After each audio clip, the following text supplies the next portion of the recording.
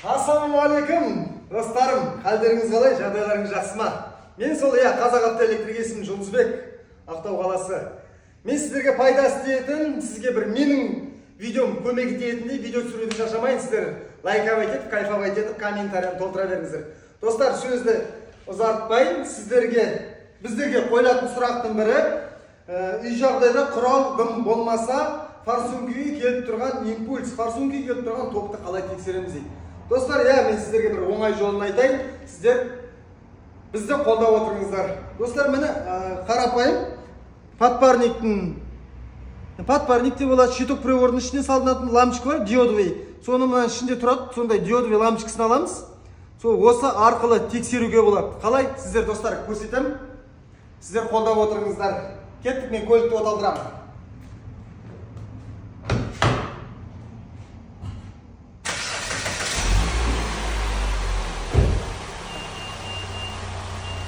Көрсетем.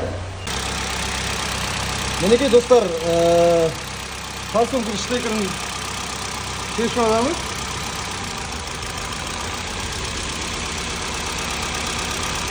Ыңғайсыз болып тұр достар. Міне екі штекеріне тығасыздар.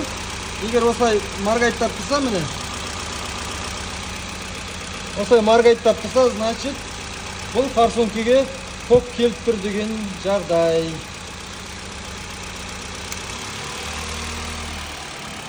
Достар, осылай қарапайым диодовый лампочкамен тексеруге болады. Қазақты қазақ қолдамаса кім қолдайды?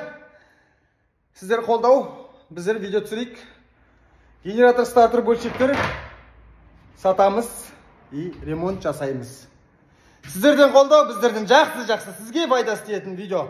Көліктеріңіз сіздерді әрдайым далада қалдырмасын. Сау болыңыздар.